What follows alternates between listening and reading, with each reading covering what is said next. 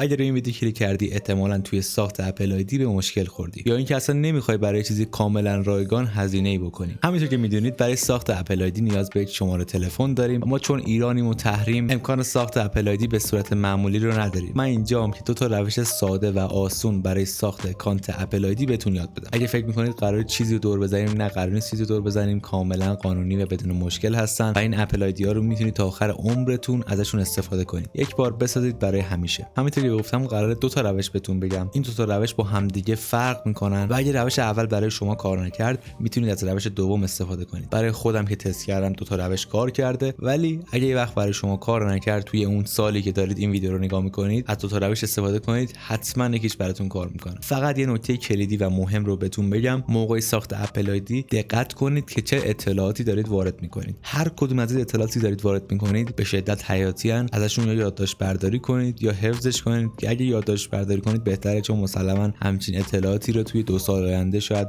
حفظ نباشه. چرا میگم یادداشت برداری کنید؟ با استفاده از این اطلاعاتی که قرار الان موقع ساخت اکانت وارد کنیم میتونیم اگه یک روز یوزرنیم و پسورد اکانتمون رو فراموش کردیم و هر دلیلی نتونستیم وارد اکانتمون بشیم، دوباره اون اکانت اپل آیدیتون دسترسی داشته باشید. این قسمت خیلی مهمه، چون همینطور که میدونید اگه یه وقت خدای نکرده اکانت اپل آیدیتون رو فراموش کنید و نتونید واردش بشید، احتمالاً تمام اطلاعات گوشی آیفونتون رو باید پاک کنید و از اول واردش بشید. خب بیشتر از این حرف نمیزنم. همینطور که گفتم قبلا هم روش اول توی کامپیوتر هست و روش دوم توی گوشی. اجازه بدید داخل کامپیوتر و روش اول توی کامپیوتر بهتون بگم و در ادامه روش دوم توی گوشی. خب همینطور که میدونید نمیشه داخل سایت رسمی اپل آیدیمون رو بسازیم، چون شماره تلفن میخواد و ما شماره تلفن ایران رو نمیتونیم بدیم به دلیل اینکه مشخصا تحریمی. اینجا راه حل برای شما وجود داره. این راه حل استفاده از برنامه اپل داخل ویندوز هستش. یه روش استفاده ازش خیلی راحته، الان جلوتر بهتون میگم. و جلوتر روش ساخت اپل آیدی داخل گوشی اندروید هم بهتون میگم. خب برای دانلود نرم‌افزار اپل که اسمش هست آیتونز، مرورگر کروم رو وا میکنید و میاد سرچ میکنید آیتونز. خب از اینجا سایت apple.com برای ما بالا نمیاد و فیلتر هستش. ما باید از یک فیلتر شکن با کیفیت استفاده کنیم تا بتونیم این آیتونز رو دانلود کنیم و همینطور برای مرحله های بعد هم نیاز به یک فیلتر شکن قوی دارید. اگه فیلتر شکن ندارید نگران نباشید. من قبلا یک ویدیو کامل راجع به بهترین فیلتر شکن های کامپیوتر براتون ساختم. همشون توی اینترنت ایران تست شدن، چه ایرانسل چه همراه اولی یا چه مودم خانگی باشید. این وی پی ان ها برای شما کار میکنن. همین الان بالا سمت راست کارتش میاد، میتونید روش کلیک کنید و برید اون ویدیو رو ببینید. وی پی ان های مناسب کامپیوتر رو دانلود کنید و سپس بریم ادامه کار رو انجام بدیم. خب در فرض میگیریم که شما وی پی ان تون رو وصل کردید، روی همین سایت اولی کلیک میکنیم، این صفحه براتون بالا میاد. شما میتونید با کلیک روی این گزینه برید برنامه آیتونز رو از مایکروسافت استور بگیرید، یا اینکه میتونید یه مقدار بیاید پایین اینجا روی ویندوز کلیک کنید، سپس روی دانلود آیتونز فور ویندوز ناو کلیک کنید. خب میبینید که شروع میکنه برای ما دانلود کردن. حجمش 200 مگابایته. ما میذاریم دانلود میشه. وقتی دانلود شد برمیگرد. خب لحظه اینجا وایسا، من خودم معرفی نکردم. من محمد هستم از کانال اسمارت اسکیل. اگه این ویدیو برات مفید بوده لطفاً ویدیو رو لایک کن. اگه نظری سوالی داشتی تو قسمت کامنت ها بذار، من حتما جوابتون رو میدم. و اگه از این نوع ویدیوها خوشتون میاد حتما کانال رو سابسکرایب کنید تا ویدیوهای بعدی رو از دست ندید. خب بریم سراغ ادامه مطلب. برای من دانلود شده. من روی این فایل نصب کلیک میکنم. پس این پنجره نصب آیتونز برام بالا میاد. کار خاصی نداره، فقط یه بار نکست میزنیم و سپس اینستال رو میزنیم. خب برای من نصب شد. من همین فینیش رو میزنم. همچین صفحه برای شما میاد. شما روی اگ روی کلیک کنید تا این صفحه بره و اینم از رابط کاربری نرم افزار آیتونز. خیلی کار میشه با این نرم افزار کرد اگه آیفون یا تبلت های مک دارید، که این ویدیو راجع به موضوعات نیست. فعلا فقط میریم اپل آیدی مون رو میسازیم. برای ساخت اپل آیدی دقت کنید که وی پی ان تون روشن باشه، روی سرور خوبی باشه، سرور با کیفیت. وقتی که مطمئن شد وی پی ان تون خوبه و وصله، روی اکانت کلیک میکنید و سپس روی ساین این کلیک میکنیم. اینجا چون اکانت نداریم روی کریت نیو اپل آیدی کلیک میکنیم. خب بعد از زدن اون دکمه ممکنه بره صفحه بعدی و همینطور ممکنه تو این صفحه گیر کنه و یا یه ارور برای شما بیاد. واسه اینکه مشکل رو حل کنید میتونید برید نسخه پورتیبلش رو دانلود کنید. برای دانلود نسخه پورتیبلش کافی برید داخل مرورگر کروم سرچ کنید دانلود آیتونز پورتیبل و از همین سایت هم میتونید استفاده کنید و نسخه پورتیبل یا همون بدون نیاز به نصب آیتونز رو نصب کنید.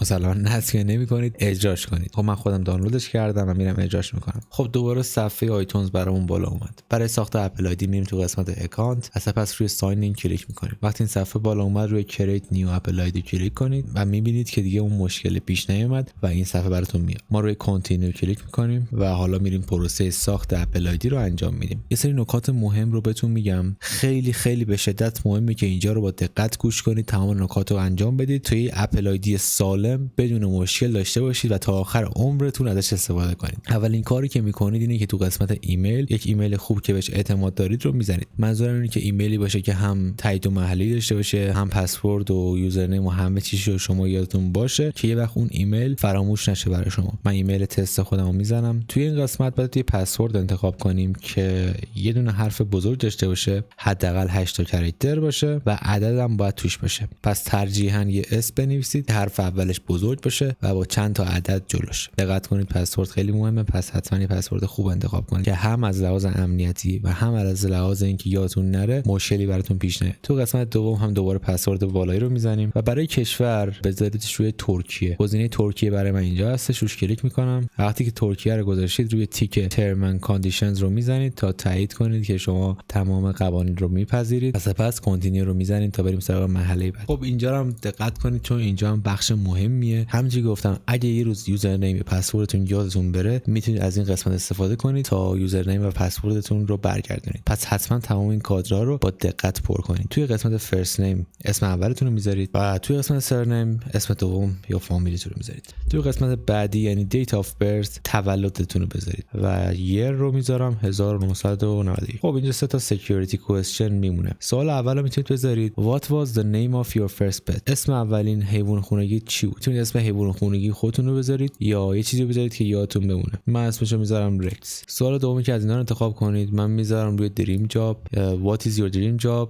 یعنی شغل رویایی چیه؟ من میذارم مثلا دکتر. سوال سوم رو انتخاب کنید. من همین سومی رو انتخاب میکنم. What's the name of the street where you grew up؟ اسم خیابونی که توش بزرگ شدی رو بنویس. من یه خیابون رندوم میذارم مثل خیابون امام حسین. دقت کنید میتونید از این سه تا یادداشت برداری کنید تا اگه یک روز خدا نکرده یوزرنیم پسوردتون یادتون رفت بتونید خیلی راحت با استفاده از این سه تا سکیوریتی کوئسچن اکانتتون رو برگردونید. و حالا روی کانتینیو کلیک میکنم. خب بریم سراغ بخش اصلی که اذیت میکنه، اضافه کردن پیمنت متد و آدرس. خب از اونجا که ما ویزا کارت یا کارت‌های خارجی نداریم نمیتونیم پیمنت متد استفاده کنیم، پس روی نان کلیک میکنیم ولی بعد آدرس رو اضافه کنیم. برای اضافه کردن آدرس کافی مرورگر کرومتون رو وا کنید، سرچ میکنیم چون کشور ترکیه انتخاب کردیم ترکی ادرس جنریتور. روی همین سایت اولی کلیک میکنیم و اینم از آدرس مشخصات ترکیه ما. برمیگردیم توی نوزار آیتونز و اول از همه از ما استریت میخواد. برمیگردیم داخل سایت جنریتور، استریت رو پیدا میکنیم و کپیش میکنیم و پیستش میکنیم توی اینجا. برای پست کد میتونید زیپ یا پستال کد رو اینجا کپی کنید و توی اینجا پیست کنید. این گزینه رو میتونید خالی نگه دارید، نیازی به پر کردنش نیست. برای سیتی هم برمیگردیم و اینو کپی میکنیم توی قسمت سیتی و پیستش میکنیم اینجا. برای فون نامبر هم کافیه اینو کپی کنید همشو و تو اینجا قرارش بدید. تو این قسمت هم اریا کد ترکیه رو بذاریم. اریا کد ترکیه رو سرچ کنید براتون مینویسه که 90. شما همون 90 رو بذارید و دیگه کار دیگه نیاز نیست. اینا رو که انجام دادید روی کانتینیو کلیک میکنیم. خب به مرحله نهایی داریم نزدیک میشیم. حالا یک کد به ایمیل شما ارسال شده. خب من میرم داخل ایمیلم و میبینم یک ایمیل از طرف اپل برای من ارسال شده. روش کلیک میکنم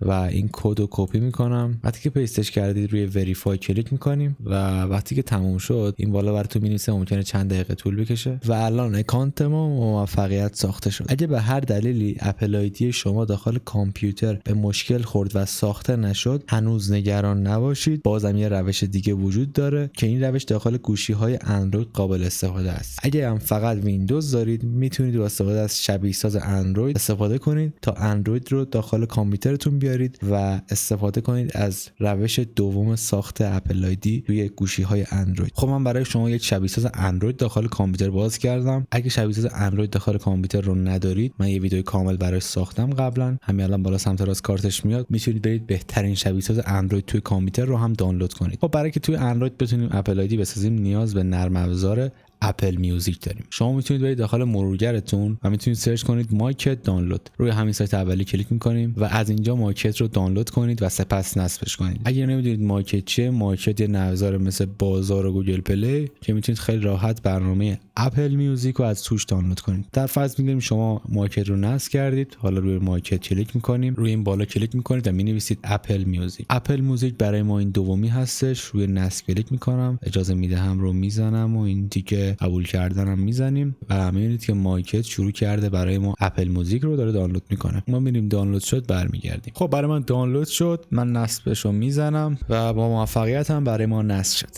اجراش میکنیم. سپس این گزینه میاد، این تیک اگری رو میزنیم. خب الان ابزار اپل موزیک برای ما نصب. ما الان نیاز به یک فیلتر شکن قوی داریم، با کیفیت باشه و از این ارزونا نباشه که اپل سریعا شناساییشون کنه. اگه توی گوشی هستید به زودی یک ویدیو کامل برای بهترین فیلتر شکن های گوشی براتون میسازم. اگه ساخته باشم همین الان بالا سمت راست کارتش میاد، میتونید روش کلیک کنید و برید اون ویدیو رو نگاه کنید. اگه توی کامپیوتر هستید قبلا یه ویدیو ساختم راجع به بهترین VPN های کامپیوتر، میتونید VPN کامپیوتر روشن کنید و چون VPN کامپیوتر روشن کردید داخل شبیه ساز اندروید هم این VPN برای شما فعال هست. خب من VPN خودم رو وصل کردم، حالا دوباره وارد اپل موزیک میشم و حالا میریم اپل آیدی رو بسازیم. روی ساین این کلیک میکنیم، این گزینه دومی کلیک میکنیم، توی قسمت ایمیل اصلیتون رو وارد کنید، توی قسمت پسورد یک پسورد وارد کنید با یک حرف بزرگ و حداقل 8 کاراکتر باشه و از عدد هم استفاده کنید. توی گزینه وریفای هم همون پسورد رو بنویسید. من جفتشون رو زدم. برای کشور هم ترکیه رو بذارید. من میذارمش روی ترکیه. وقتی همه رو انجام دادید روی تیک agree to term and conditions کلیک میکنیم و next رو میزنیم و بعدش وارد این صفحه میشیم. همونطور که قبلا هم گفتم این صفحه خیلی مهمه. اگه یه روز یوزرنیم یا پسورد اپل آیدیتون رو یادتون بره، با استفاده از اطلاعاتی که داخل این صفحه هستش میتونید اکانتتون رو برگردونید. تو قسمت اولی اسمتون رو وارد کنید، تو قسمت دومی اسم دومتون، تو قسمت سومی تاریخ تولدتون رو وارد میکنید، تو قسمت اولی که از این کوئسچن‌ها رو انتخاب میکنیم. من همین what was the name of your first pet کلیک میکنم و میذارمش رت. روی سوال دومی کلیک میکنم و میذارمش روی what is your dream job، مینویسم دکتر. روی سوال سومی کلیک میکنم و روی اولی کلیک میکنم، یعنی in what city did your parents meet، پدر مادرت تو چه شهری همدیگر رو دیدن، مینویسم yes. خب حالا که همه رو نوشتیم، تیک این اپل آپدیتس رو میتونید وردارید و روی next کلیک کنید تا بریم سراغ مرحله بعد. خب دوباره با یه صفحه جدید مواجهید و چون ما کردیت کارت نداریم روی نان کلیک میکنیم، ولی باید یک سری آدرس ها رو وارد کنیم. آدرس ها رو میتونید به داخل مرورگرتون، من الان میام توی مرورگر مینویسم 4K address generator، روی همین سایت اولیه کلیک میکنم و این مشخصات رو میتونیم کپی کنیم داخل اون صفحه اپل موزیک. کپی کردم، میام توی اپل موزیک اینو اجرا میکنم اینجا، بعد سیتی رو کپی میکنم اینجا میذارمش این قسمت، پست کد رو کپی میکنم بذارمش اینجا. استریت برای شما آپشنال هستش پس نیازی نیست بذاریدش، فقط میمونه فون چون کشور ترکیه هستیم بذاریدش روی 90، کد ترکیه 90 هستش. و برای شماره تلفن دوباره برمیگردیم توی سایت قبلی و شماره تلفن ایناش و این شماره تلفن رو کپی میکنیم. خب وقتی همه مشخصات رو وارد کردید نکست رو میزنیم. تنها کاری که میمونه اینه که برید ایمیلتون رو بررسی کنید. یک کد به ایمیلتون ارسال شده. من میرم توی ایمیل خودم و میبینید که یک ایمیل از طرف اپل برای ما ارسال شده. اینو کپی میکنم، نکست رو میزنم و عملیات ساخت اپل آیدی ما با موفقیت انجام شد. همینطور که میبینید نوشته اپل آیدی کامپلیتد، اپل آیدی شما موفقیت ساخته شد و میتونه استفاده بشه واسه همه دستگاه‌های آیفون و اپل. خب اگه این ویدیو برات مفید بود قطعا ویدیو بعدی هم به کارت میاد که همین الان بالا سمت راست کارتش اومده، میتونی روش کلیک کنی و برای ویدیو بعدی هم ببینی. اگه از این ویدیو خوشت اومد لطفاً لایکش کن و اگه نظری سوالی داشتی تو قسمت کامنت ها بذار و ممنون میشم سابسکرایب کنی. خداحافظ.